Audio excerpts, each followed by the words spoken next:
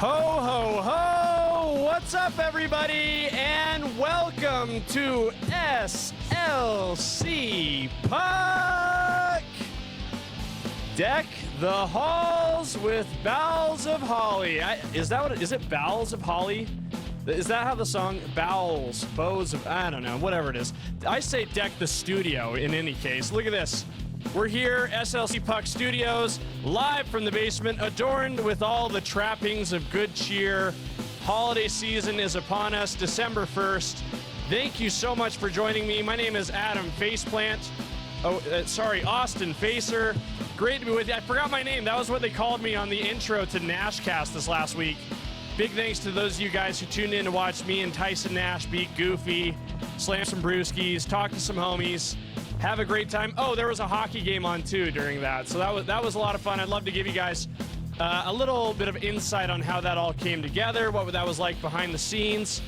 We'll talk about that today. We'll talk Utah's 6-0 blanking of the Vegas Golden Knights as well last night. And, you know, I'm feeling like a strong sense of hockey community right now. That's another thing I want to touch on today. In today's episode of SLC Puck, episode 62. Thank you guys so much for tuning in. Like, comment, subscribe, Apple, Spotify, YouTube, all that good stuff. And hey, we're here. It's holiday season. I call it shopping season. It's the credit card company's favorite time of year. And for good reason, right? We're all going out spending money, getting gifts for the people we love, the people we like, friends and family. I've got some great ideas too. If you need some stuff for the special somebody in your life, I just put up a cool new shirt on my shop at slcpuck.shop. It's called the Clown Show t-shirt. Look at this. Right here, here's the front of the shirt, SLC Puck. A real clown show. There's my stock model right there who I got to pose for me. These are all AI generated, I think. But it's a cool shirt. I was really excited. The inspiration struck. I put this together. I think this would go great under anyone's tree come Christmas Day or whatever holiday you celebrate. You can get it whenever. Get it whenever this month. I think it'll be a lot of fun for the special someone in your life. Ah, man. All this work I put in this week to do Nashcast, to do all the silly little things I do. I also have a full-time job on top of this, so I'm a little tired, guys. I need a little pep.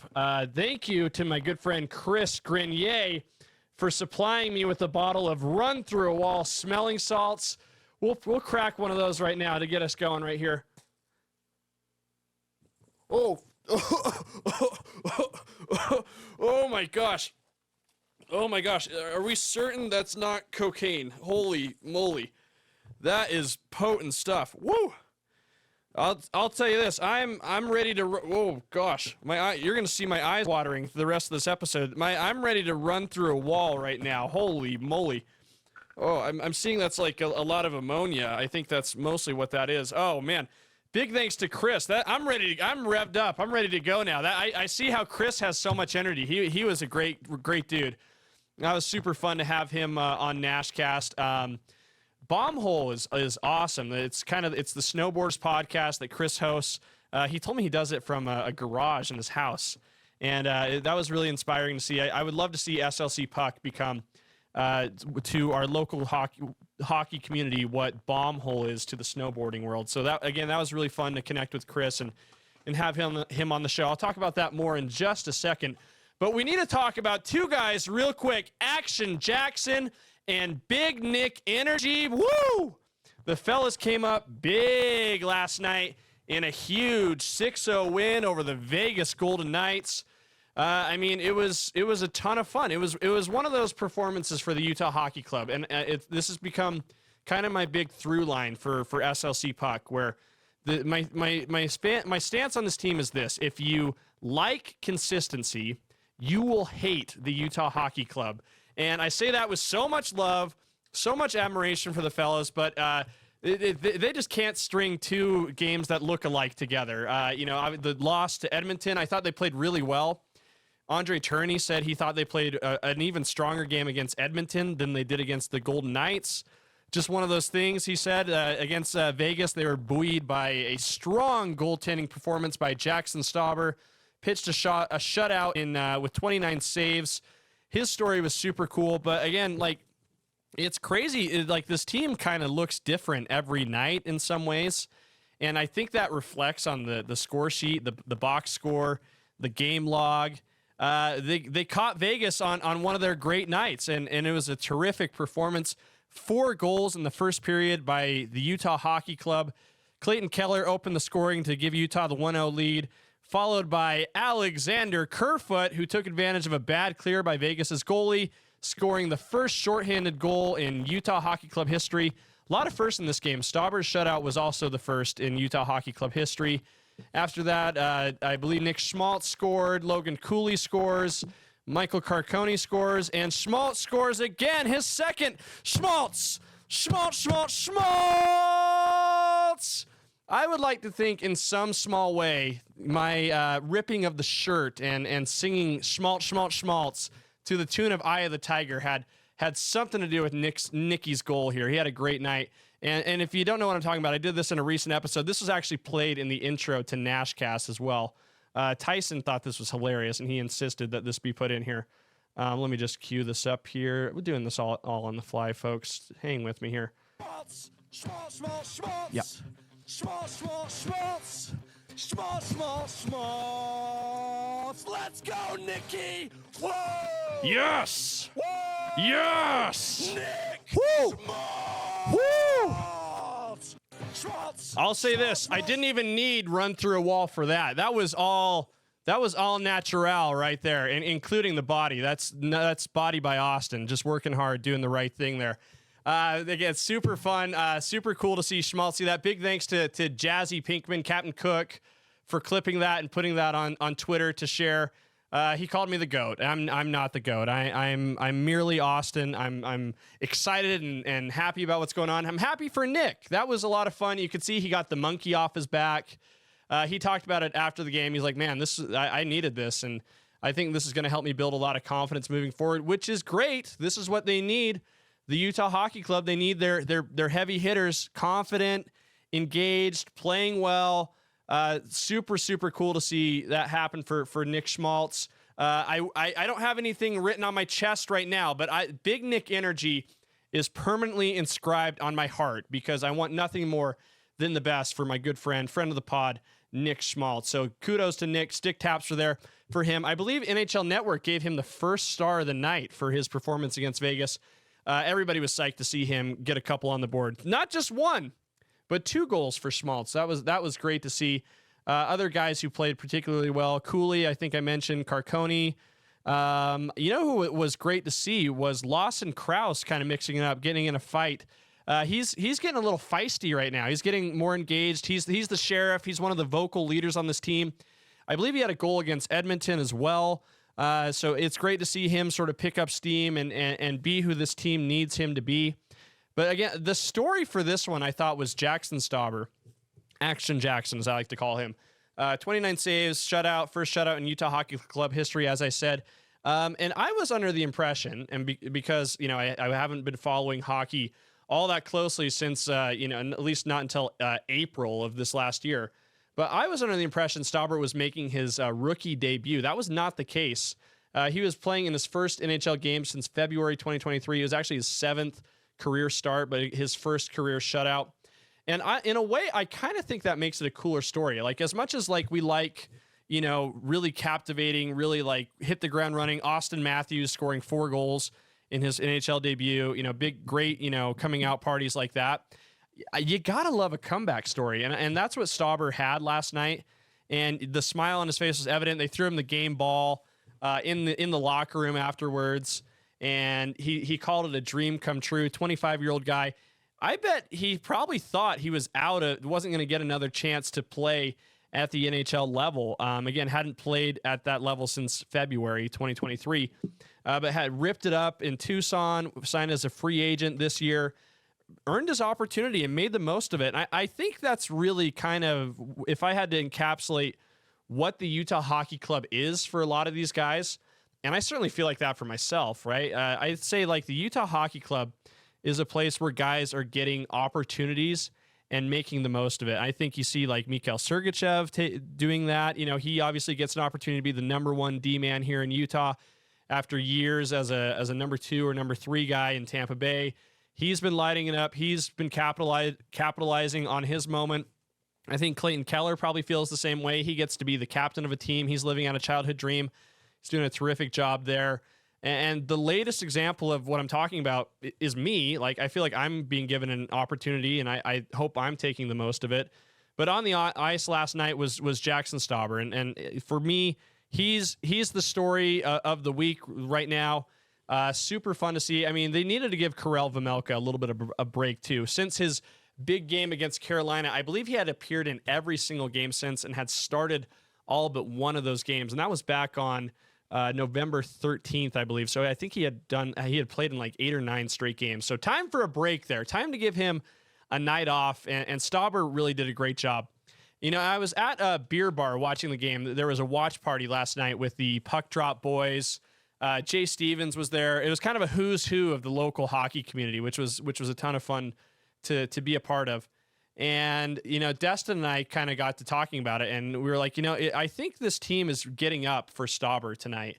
I think they really want to play well for him. And I think that's the sign of like a really growing in maturity kind of team, a team that like looks out for each other. They want the best for each other. They want to get wins, but when they play for each other, I think that's a really positive sign of what's to come. These guys are going to grow into terrific leaders. And I think that's kind of the case. Like, you look at like Vejmelka's start against the Carolina Hurricanes, you kind of get the feeling his team really got up for him, especially killing that 9-minute long penalty kill power play by the Hurricanes. I think you could say the same thing about, you know, how Utah played against Vegas last night. They really gave Stauber all the goal support he needed. They call it run support in baseball, you know, for the pitchers. But I think the goal support for Stauber was great. His teammates definitely wanted to put on a great game for him and help him out and give him the moment he deserved. And I think that was really terrific to see. So a ton of fun. But let's talk Nashcast again really quick. That was Friday night against the Oilers. Super, super, super fun. Again, I am super grateful to the Utah Hockey Club for giving me this opportunity. I don't know what they were thinking still, but I hope I gave them a good effort. I definitely wanted to do my best. And, you know, it was funny. After the show aired on Friday, I kind of was like, gosh, I was being a little hard on myself. I was like, I flubbed some jokes here. I was maybe not as like charismatic and confident as I should have been. But, you know, I went back and watched the replay, which, by the way, is on SEG Plus. Utah HC Plus, and I felt a lot better about how it turned out. I think it was a really great job. Tyson Nash is unbelievable.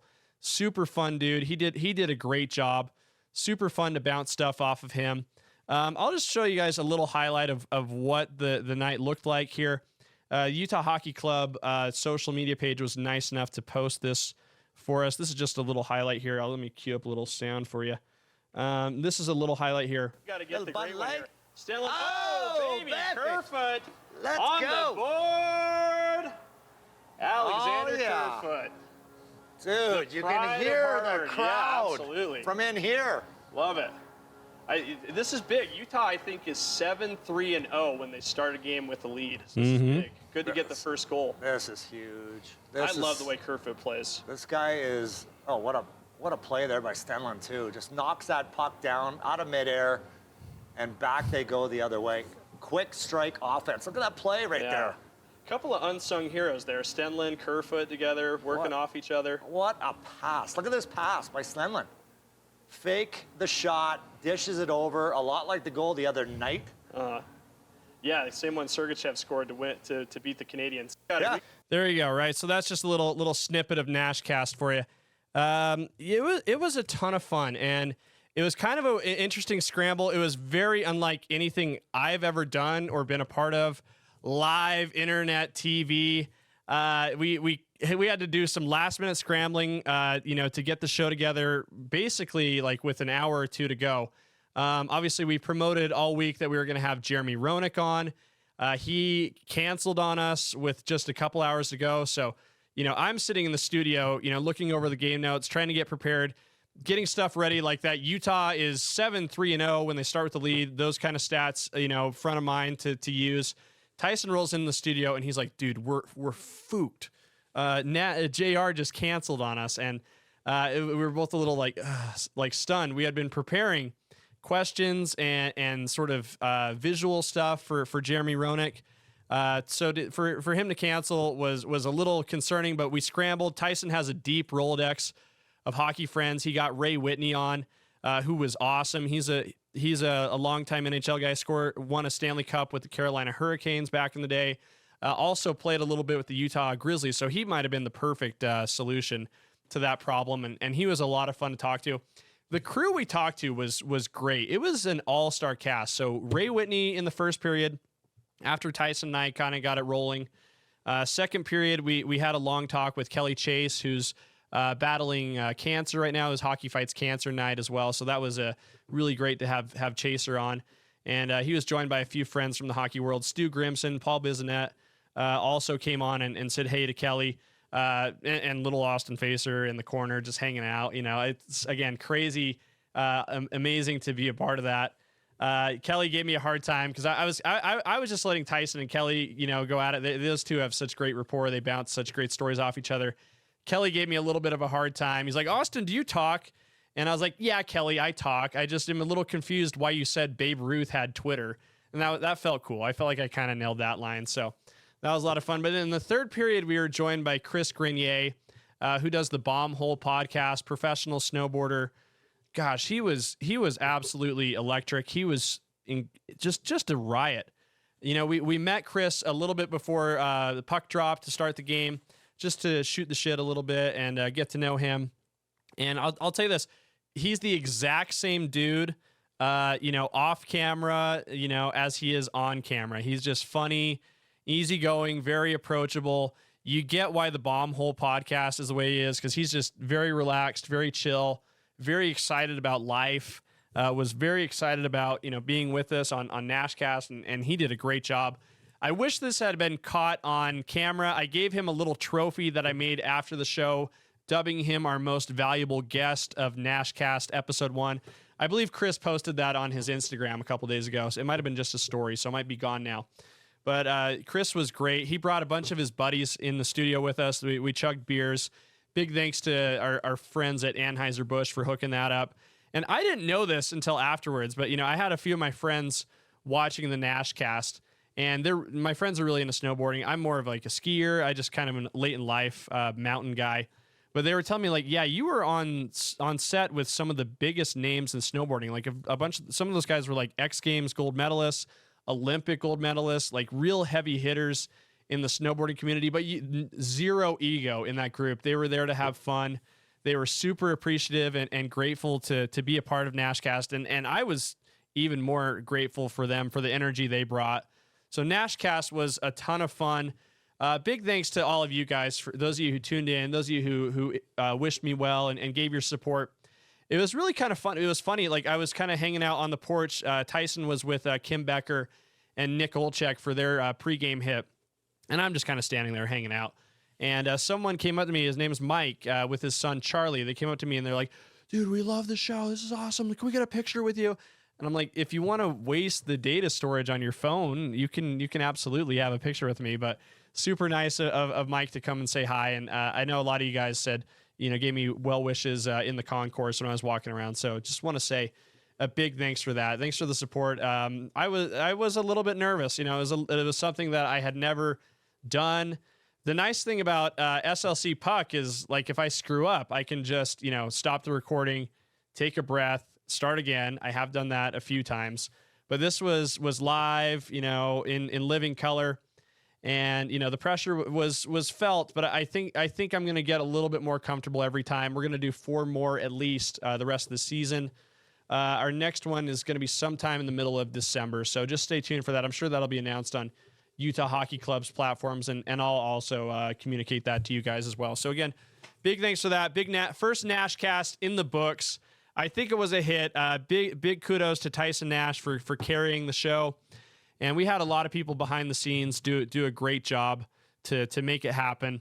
So I want to say a big thanks to them. And you made a kid's dream.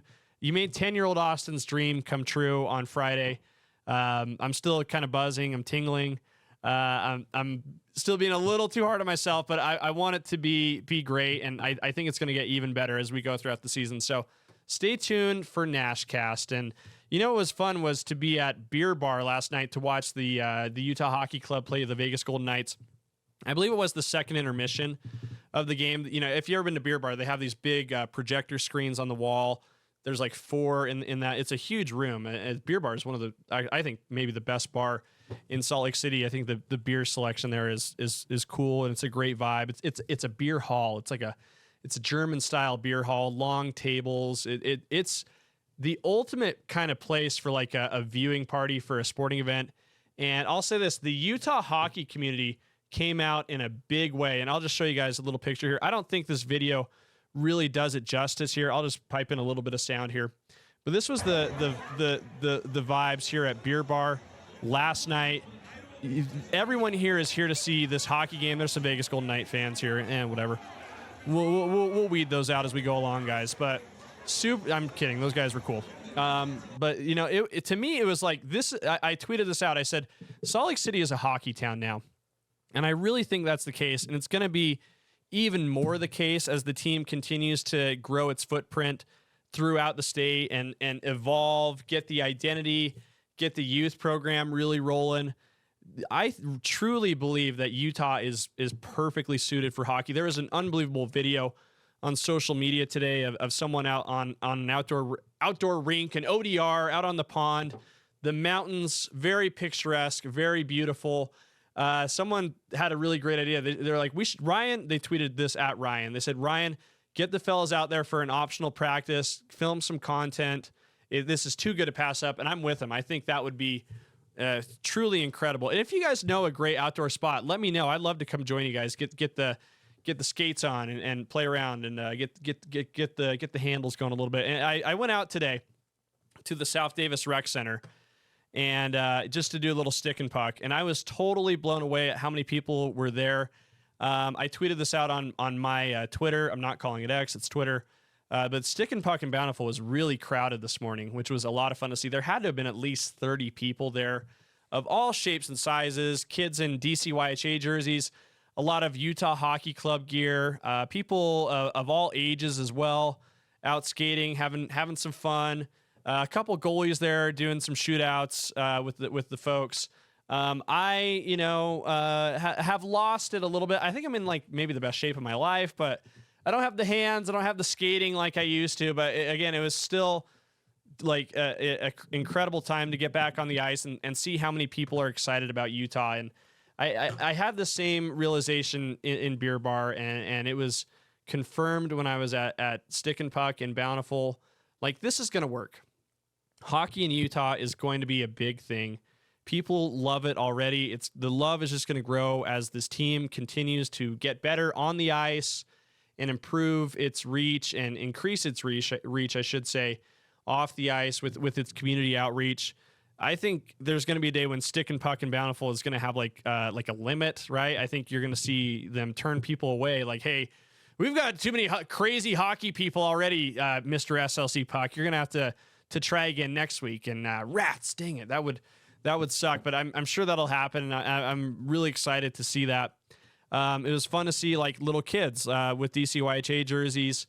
I saw little shades of a younger me there and some of these kids just out having fun. And it's really amazing what hockey does, this common thread that connects so many people. Again, I want to give a big shout out to the Puck Drop boys, Destin and Cole, super cool dudes. It was fun to muck it up with them, to chit chat, especially with Destin. I'll say this about Destin. Destin and I played against each other quite a bit when we were growing up. He is an excellent player. He was the star for Fremont High School, and he was a terrific player on the Weber County, Golden Spike, Ogden, whatever, junior Wildcats. He was probably one of the better players in the state, and maybe at times might have been the best player. So Destin knows what he's talking about, and above all, he's a great dude. We had such a nice chat, and it's been really cool to get to know him better. It's funny, I have had a hard time forgetting the names of a lot of these guys that I played high school hockey against. I'll never forget Dean Wilson's name ever till the day I die. Seamus Bertinoli, Destin's one of them, Cody Palmer, Avery House, who is a day one listener of the show. He's a terrific player as well, and he's so muscly too. I gave him a bro hug at one of the games. I was like, dude, you're ripped. No wonder you kicked my butt all the time in high school. It's super fun. The hockey community is real. Hockey has been here in Utah for quite a while. Golden Eagles, Utah Grizzlies, and now the Utah Hockey Club is sort of the latest evolution in that. But it's just going to grow even more, and we're going to see more watch parties throughout the Salt Lake Valley for Utah Hockey Club games. And I can't wait to see it. I'm super honored and flattered to have the small voice that I do right now in our little hockey community. It means everything to me. You guys have been great. Love and appreciate you. Hey, let's have some fun. Utah Hockey Club's playing the Dallas Stars tomorrow. They are in third place in the Central Division. That's going to be a great matchup for the Utah Hockey Club. These teams, it's like you can gauge like what's real, what isn't for Utah Hockey Club. Dallas, led by Matt Duchesne, he's got 12 goals, 15 assists, 27 points, leads the Stars in all scoring categories. So that'll be a great matchup. Get to Delta Center if you haven't already to see that game. I'm expecting to do a postcast again. We'll get back cooking on that. Been crazy busy with other things, so apologies we haven't had a post game live in a while. We'll start doing those again soon. But don't forget to like, comment, subscribe. Get your holiday gear at slcpuck.shop. Get a clown shirt, get a hat, get whatever. Support the show. We love you. We appreciate you guys. And we'll talk soon. Thank you.